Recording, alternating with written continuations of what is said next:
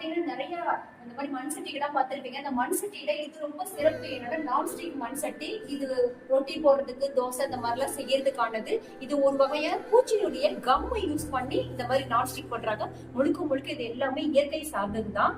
இது வந்து அந்த மாதிரி போடாத சட்டி பிளேட்டு. இதுல வந்து எண்ணெய் இல்லாம உபயோகப்படுத்துறதுக்கு இது மாதிரி பயன்படுத்துறது உண்டு.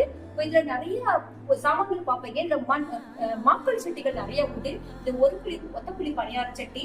இதுல இருந்து நிறைய விசேஷங்களுக்கு வந்து ஸ்பெஷலான ஸ்வீட் செய்யறதுக்காக பணியாரங்கள் பண்றதுக்கு இதை பயன்படுத்துறது எல்லாமே மாக்கள் தான். இது எல்லாமே சீசனிங் பண்ணி தான் இருக்கு.